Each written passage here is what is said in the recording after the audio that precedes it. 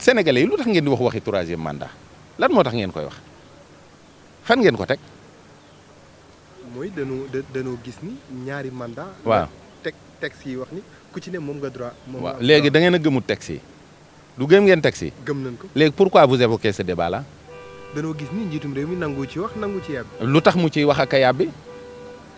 Posez-vous la question, c'est-à-dire vous nourrissez un débat boo xam ne le principal concerné yoonam nikku ci waxagu ci ba léegi ñii nekk ci wetam kenn ku ne sa bakkan sa bànneexu bakkan rek ngay wax waaye sa waay man mii su ma nekkoon ministre wala ma nekk député bokk ci mouvance présidentielle bi 5e mandat sax dinaa ko wax loolu waaye man la concerné ndeyi mbilli ji waxut lu tax nit ñi duñ doxi seen yitte. waaye ndeyu mbili ji dañoo dégg ci bés ci kàddoom mu wax ni. waaw ñetti mandat mënu fee am. jàppal loolu. waaye du dellu na waxaat ci. waaye jàppal loolu nii wii nii non. loolu sa yoon nekku ci. yow jàppal li mu wax rek. xam nga moom wax na loolu. wax na ne wàllam jeex na. wax na ne bind nañ ko ci texte yi.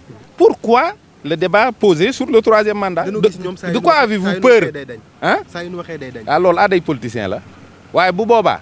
bàyyi leen ba wax ji dañ lu ngeen di saafara ngeen ko saafara ko waaye wax ji dañagut.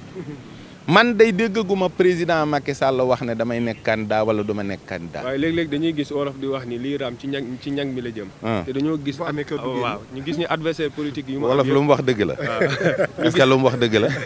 waaye ñaata yoon fii nga gis escadron blindé bu taxaw ngay yuuxu di expliquer boo séenee escadron bi dama koñ. waaye nag dañoo gis. du lu raam rek dem ca ñag ba de. waaye dañoo gis ci ay kàddoom maanaam ci ay jëfam. waaw ku si mel ni ay journaliste ay Pape Alé. ay ñenn ñu bëgg leen faagaagal. ñu gis ni day uti yoon. yéen da ngeen a